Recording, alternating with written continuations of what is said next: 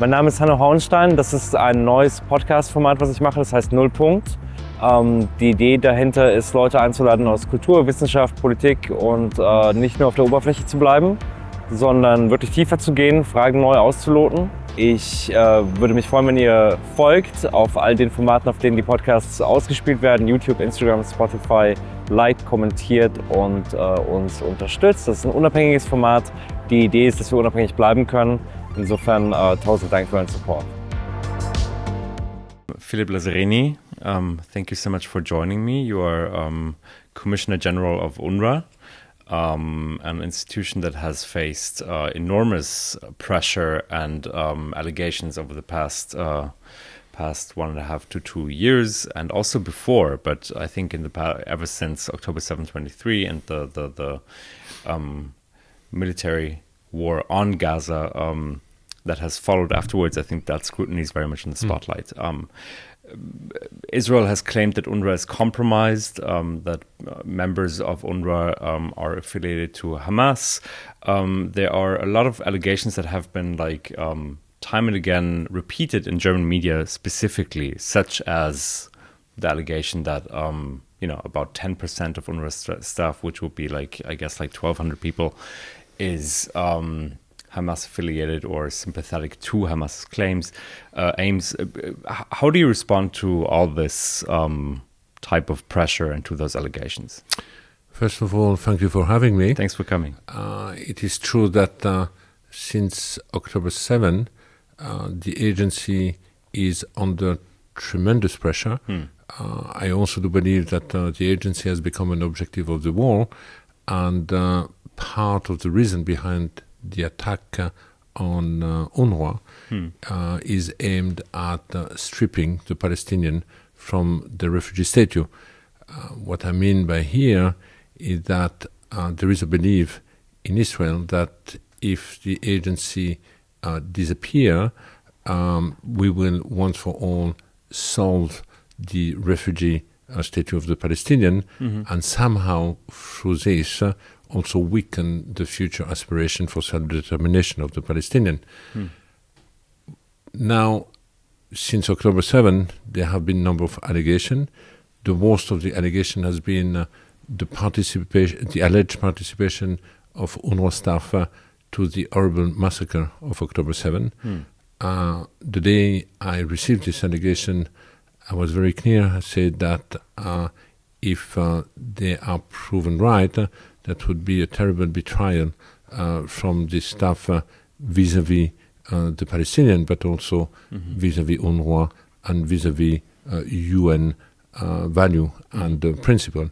And this is the reason why, at that time, I have reacted very swiftly together with the Secretary General, and an investigation has immediately been initiated, not only on this allegation, but at the same time, we have also commissioned the former Minister of Foreign Affairs of France, Catherine Colonna, to review, in fact, all the system within the organization to find out if our mechanism would have allowed this to happen. This came to a conclusion in July 2024. When it comes to the allegation regarding the staff, one staff has been completely reinstated because both Israel and the UN agreed that it was a mistake. 9 staff, the investigation had to end because there were no information available which would have allowed the continuation of this investigation. And for the last 9 remaining staff, the conclusion was that if the information could be corroborated and authenticated, this would give ground for future criminal investigation. Now, since then, all the staff has been dismissed by the agency also for the best interest of the agency. But you are right, there have been a number of allegations after that about hundreds, if not thousands, of staff who might be affiliated with the Hamas or other Palestinian faction. As an agency, we take any allegation very seriously, but we need information, because having just a name on a piece of paper does not constitute any kind of proof. So we have constantly requested the government of Israel to share information with the agency, to provide intelligence with us in order to enable us to take action and to initiate investigation.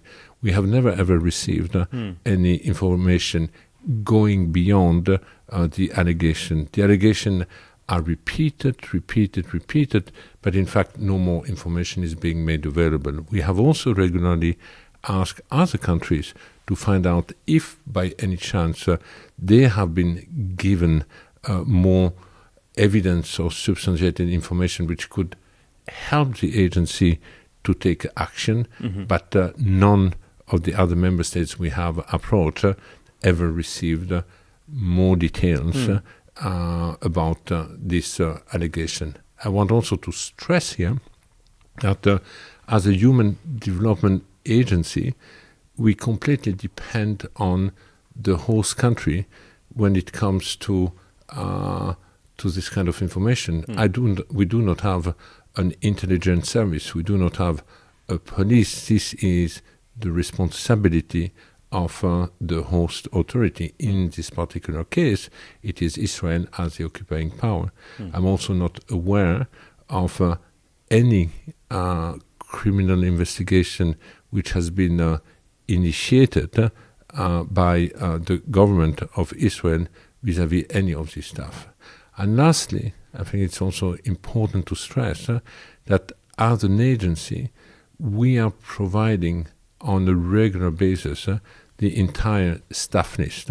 We used to do it on a yearly basis before October 7, but since the Corona report and its recommendation that the agency has fully embraced, we are now providing this information both to the government of Israel but also to the Palestinian Authority on a quarterly basis.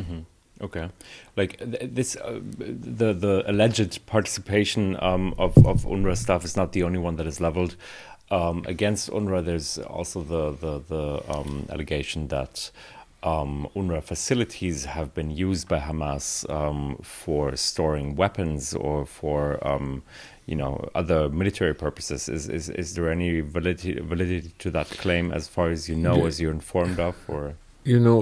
Gaza has become the entire Gaza Strip has become a military zone. We had number of allegations about the misuse of our facilities, either by Hamas or by other Palestinian faction, but also by the Israeli army. So I have constantly, and in addition of that, we had more than 80% of our premises, more than 200 buildings, many of them, in fact, hosting displaced people who seek refuge in United Nations premises which have been damaged or completely destroyed. And because of this blatant disregard of our privileged immunity, but of the United Nations premises, which all have been notified to Israel, but also to the Hamas Authority, that I believe we need an independent investigation, fact-finding, in order to determine responsibilities, and so that we can also seek accountability after that. This has not taken place yet. Now, I want also to stress the fact that there is no independent and international journalist present in the Gaza Strip for more than 20 months. No presence which could also, look into some of this allegation. For the time being, this war which is taking place in Gaza has also become a kind of war of disinformation, or a war of different type of conflicting narrative. Yeah, absolutely. It's a war of propaganda in a way. I want to speak to you not only about allegations, but also about other things. But like this last thing comes up time and again, like in German media in the German media environment, which is the question of textbooks. That UNRWA allegedly uses textbooks that incite to terrorism or that are full of anti-Semitic tropes. What do you say to that? Well, first of all, they're not full of anti-Semitic tropes. There is absolutely no space for anti-Semitism in our classes. There is no space for hatred or for discrimination. As a UN organization, we are committed to promote UN value and also the UNESCO standard. Now, as a best practice, like in every refugee settings across the world, we are using the curriculum of the host country. When it comes to the West Bank and Gaza, we are using the textbook of the Palestinian authorities. Now, as you know also, we are operating in an extraordinary divided emotional context where basically we have two different narratives. We have a narrative from the State of Israel, we have a narrative from the Palestinian, and it's almost impossible to reconcile it, but we have also to respect the identity of the Palestinian. Now, having said that, we have a team going through every books in order to find out if yes or not they are in adherence with the UNESCO standard. We are looking at through three lenses. One is the gender lens. The second one is the age appropriateness, and the third one is indeed related to incitement to hatred or bigotry or whatever. We have identified few issues which, if they are not put into context, could indeed be misinterpreted. But we are also in a school where we are promoting critical thinking, and so we are also training our teacher to bring issues in the book into context. That's number one. Number two, it is true that there have been few issues where it is unnecessary, like in mathematics, to ask children to do addition with martyr or people having been killed. We can do it with anything else, apple and oranges, for example. So this is also something that as an agency we are correcting. There have been criticism about the maps being used. We have been very clear that there is a map before 48, we have a map after 48, and the map of 67, we're talking about the where map the of historical boundaries, Palestine, exactly, and the boundaries in our map as a starting point is always to show that we have the state of Israel. I'm saying this because there have been quite a lot of criticism. Plus, it is true that there have been one or two examples in one or two books which are totally unnecessary, which could be perceived as an incitement to violence.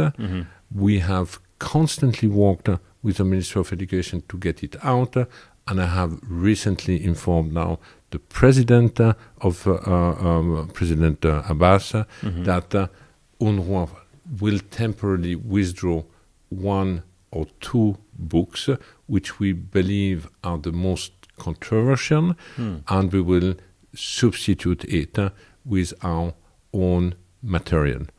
So all this to say that when it comes to the education material, we are putting huge attention to make sure that it is fully in line with the UN value. And I want also to stress here, because I'm very proud of our education system. First, we are the only one since decades having reached gender parity in a public school system across the region.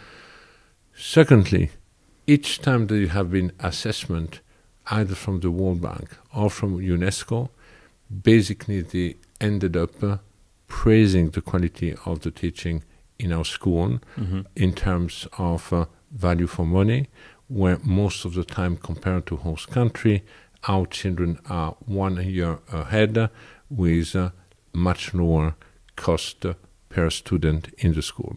And thirdly, we have really promoted a critical thinking in our school by creating in every school a parliamentary group where young people learn to argue, to make their case, to become a better future citizen. I mean, at the moment in Gaza, there can be no even talk of a normal day-to-day, such as like children going to school, since the entire Gaza Strip is being besieged, bombarded.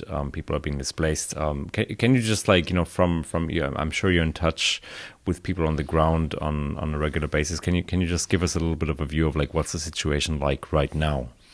First of all, you're right. It's a total disaster. We have we are about to sacrifice an entire generation. The children right now, since 20 months, but even already before, know nothing else than the siege, than wars, and now live in the rubble. And the more we wait to bring them back in an education environment, the more we will be sowing the seeds for more despair, distress, but most likely also for more extremism. And I truly believe that beyond the necessity of having a ceasefire and ending the siege and addressing the spreading hunger in the Gaza Strip, education should be dealt as a matter of emergency in order to make sure that we do not perpetuate the sacrifice of the children in the Gaza Strip. Now, situation today, colleagues on the ground have lost the word to describe. They describe a kind of a post-apocalyptic type of environment, a dystopian world where there is no law and order anymore, where people are just struggling to find something to eat. They can spend days. We have shocking images of despair of kids showing that the only thing they find is maybe sand. People, when they meet, they say, well, I hope I will see you in hell, because maybe in hell I will find proper food, which we don't find anymore in Gaza. That shows how desperate the people are. Everything has been destroyed.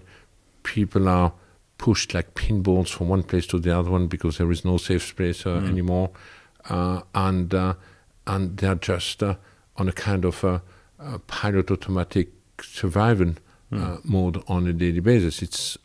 It's unbelievable to see how human life has been devalued among the Palestinians, and they are just living in subhuman living condition right now. Right.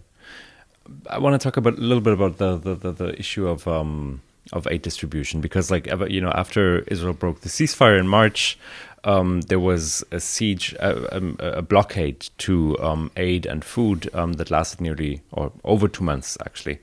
Now the regular aid distribution centers, which there were about 400, I believe, were replaced with the so-called GHF, the Gaza Humanitarian Foundation, which is run by partly U.S. mercenaries, military contractors, and we've seen horrific scenes from those aid distribution centers, which there are 4 of them. Critics say these are designed to push the population to the south. What do you make of this entire new system? How does it affect the work of UNRWA on the ground? Like, what's going on there? Yeah, listen, it's a total abomination. People in Gaza talk about the Gaza Humiliation Foundation, not the Humiliation Gaza Humiliation. Not. It's degrading. It's humiliating the way starving people are being treated, and they really feel that they are in a kind of fiction. Reality has now met the fiction. People feel that they are trapped into a hung game. It's a kind of a death trap. The choice is a non-choice. Do I let starve my family, or do I take the risk to be killed while trying to assist my family? So it's a total gamble each time. We can see that indeed there is no day without people killed in the vicinity of this aid distribution location. It is completely disorganized. You have thousands of people running, fighting, struggling, hoping to get a piece of a food parcel to bring back. This is just humiliating. Right. Now, it is true that it has certainly not been designed to address the food crisis in the Gaza Strip. As you mentioned, before we had a functioning system, we had a humanitarian community capable to reach out all the people in need. Across the Gaza Strip, more than 400 distribution center. We have the expertise, we have the know-how, we have the trust of the communities. We have even all the resources waiting outside of Gaza today, between Ashdod in Israel, El Arish in Egypt, and Amman in Jordan. There are abundance of stock waiting to be brought into Gaza between all the UN agencies. Yeah. So the system which has been put in place is indeed a system which, one, forces the movement and displacement of the people, because you still have to walk miles and miles and miles and miles to go nearby one of these places. Yeah. And secondly, it's also a system which de facto exclude any vulnerable person, elderly, children, female-led household, because people just cannot afford even to do this extra mile to go to a distribution center where anyway you have the uncertainty whether yes or not you will get it, and anyway you are gambling with your life. So the system has been designed to fail, and this is the reason why humanitarian organizations now are calling again for a ceasefire, but also for an uninterrupted at-scale access. We have the expertise, we have the know-how.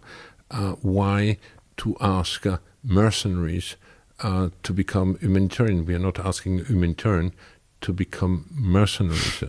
Right. Is UNRWA still in some capacity, though, like functioning on the ground? I mean, like, is there some way in which UNRWA can still do something in Gaza right now? It's a very difficult environment. There is absolutely no doubt. But we still have the determination of our staff to keep services running. So even in such an extraordinary adverse and hostile environment, we are still providing daily consultation in our health center. 15,000, 16,000 people are coming on a daily basis, either through our mobile clinic or our health center or in the shelter. We are still involved in providing clean water, managing shelter, providing psychosocial support to the children, and also involved in waste management in order to mitigate the risk of health hazard for the people. Right. I would like to talk a little bit about the West Bank, because this is so often, like, in terms of journalism, I think this topic is so often overlooked now that the situation in Gaza is so horrific. I've been to the West Bank at the beginning of the year. I've seen some of the things you yourself and your organization have kind of decried, the fact that, like, in the north, up to 40,000 people have been displaced in from places like Jenin and Tulkarem. Some ministers, high-ranking ministers, are calling for open annexation of the West Bank. Like, how would you assess to what degree has the situation kind of exacerbated over the past 1.5 years? The risk of annexation is here. It's looming. There have been also an acceleration of settlement expansion in the West Bank. So this is definitely one of the fear that conditions are being put in place for a future annexation, which is a situation we absolutely have to avoid if we still want to give a chance to the future two-state solution. Now, it is true that the West Bank has been overshadowed by the situation in Gaza, but at least the West Bank remains still accessible for international journalists, whereas Gaza was not anymore. Now we have seen with the latest development and the war between Iran and Israel that it has been further overshadowed, and a kind of a lockdown has been imposed, which restricts even more the movement of the population in the West Bank. What we have seen also there is one of the longest lasting military operation, mainly in the north of the West Bank, in Tulkarem and Jenin.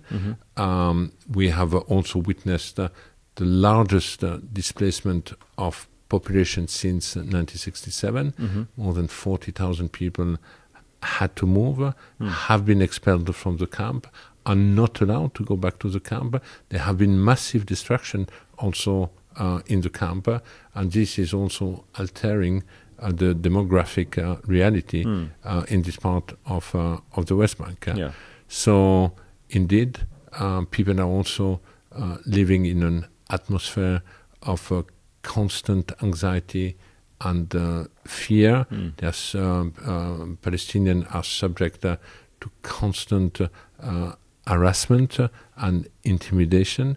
Whenever they move, they cross a checkpoint. But we have also seen an increase of the settler violence, violence which has been unleashed and which has also remained non-accountable for.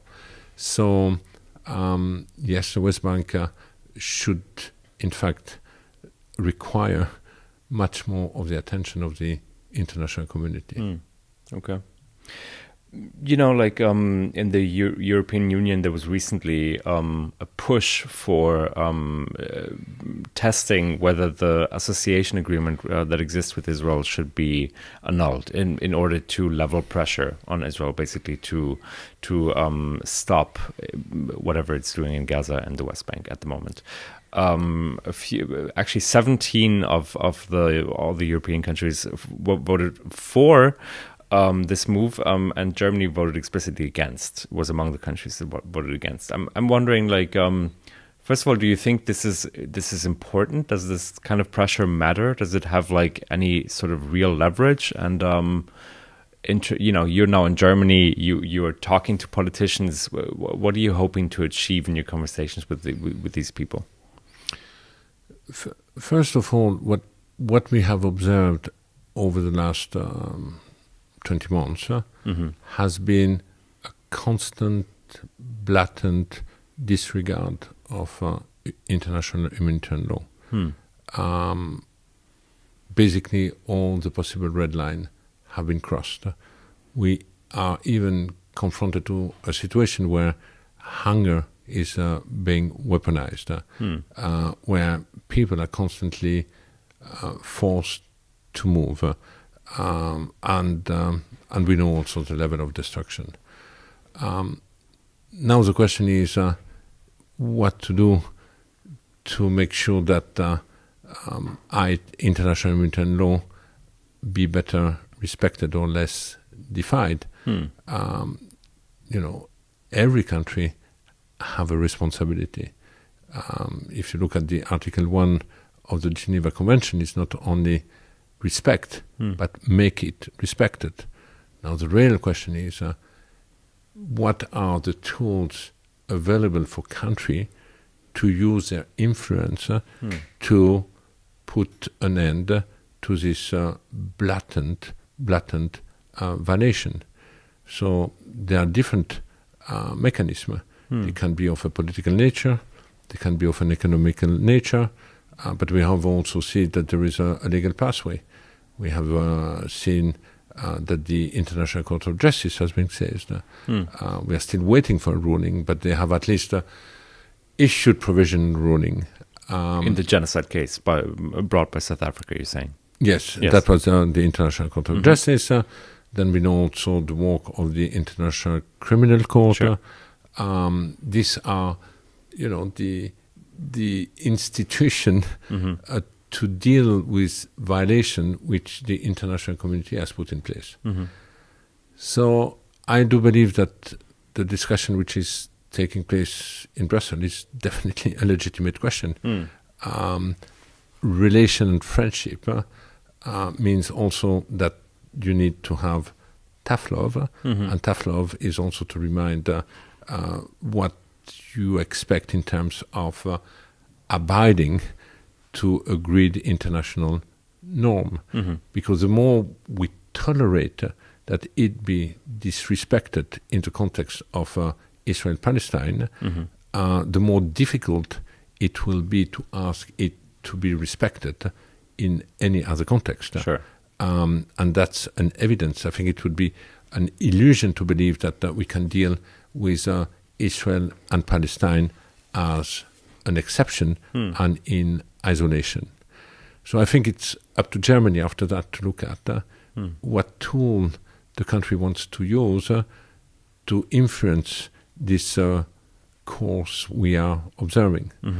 Now, I'm in Berlin for 2 days, engaging with the government, engaging with a new member of the parliament. The first priority that Germany is an important partner of the agency. With the withdrawal of the United States has become the main donor. It's both involved financially but also politically, and I truly believe that it is important that Germany remains committed with an agency like ours, because it also signals to the Palestinian and to the Palestinian refugees that their fate and their plight matters also to Germany. Sure. So discussion are taking place around this issue, but also to look at how in the future we can also guarantee in this very hostile and adverse environment, we can guarantee access to critical services for the Palestinians, while at the same time preserving their future right, and at the same time reassuring that this right will be fully addressed through a lasting political solution. Right. Well, since you mentioned the issue of funding, and you rightly mentioned the fact that the U.S. has withdrawn its funding. I remember Germany in early 2024, following the allegations against a handful of UNRWA staff allegedly having taken part in the massacres on October 7th. I remember that Germany actually withdrew its funding to UNRWA as well, but then reinstated it later on. Is this threatened at the moment, would you say? Or, I mean, do you think it's important, the fact that Germany is now funding UNRWA is something that you need to actively fight for, or? No, but I think it's important if you have a new government, a new parliament, possibly with a lawmaker or new government member knowing a little bit less the agency, that they also get familiar. So I have no indication that there is a threat of this nature. Okay. What you're referring to was related to a specific event. It was so shocking, this allegation, when it came out. 16 countries temporarily have put on hold their contribution because they needed to know better what we are talking about and also what the agency response will be all about. And I have to say that with all the action measure we have taken, not only by commissioning the report of Catherine Colonna, by the investigation on the allegation, by our commitment to implement all the recommendations which have been shared by the agency, but also the reassurances that the agency has mechanisms much more robust than any other agency, because anyway we have been much more on scrutiny than anyone else over the last few years, that all this has given ground to all the donors to end the freeze of the contribution to the agency, and Germany, like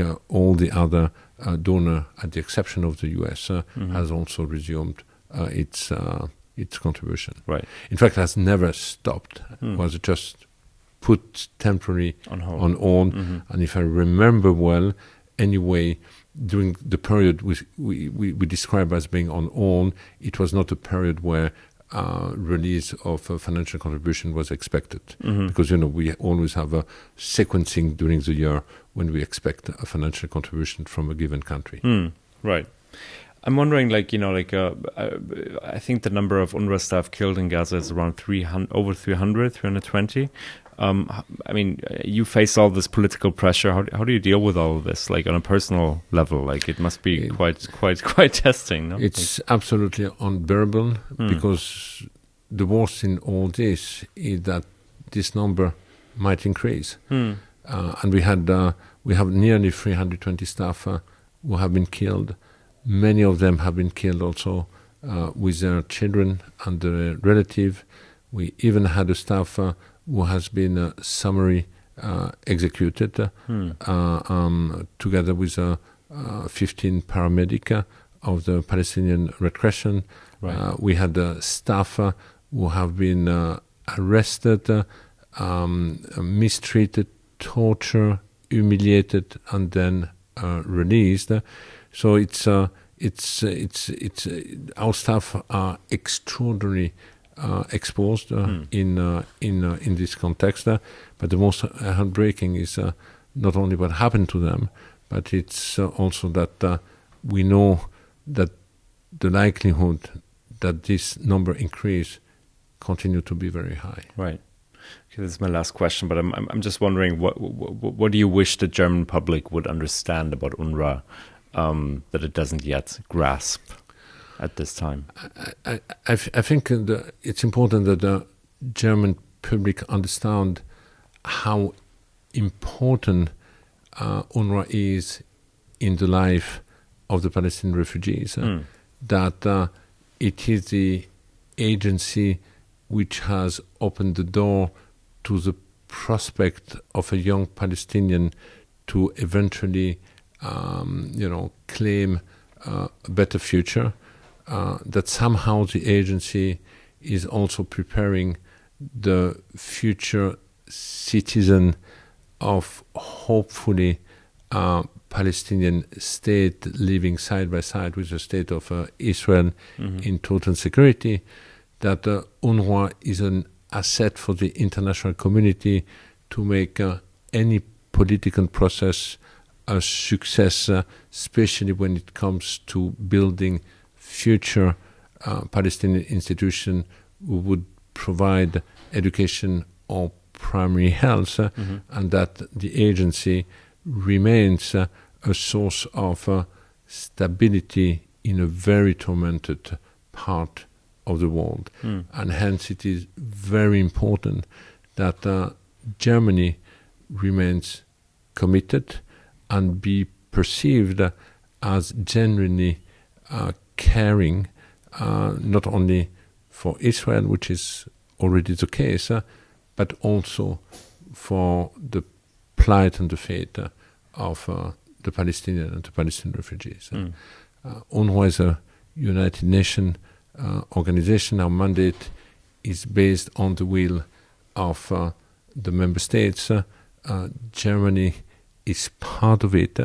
So my hope is that Germany continue to be the strong partner it has been and remain committed until we have a lasting alternative and lasting solution. Well, thank you so much, Mr. Lazzarini, for making the time, and I hope this brings a little bit of light into a lot of the confusion and a lot of the obfuscation that has been generated around the work of the agency, which I believe to be crucial. But thank you for making the time. Thank you to you.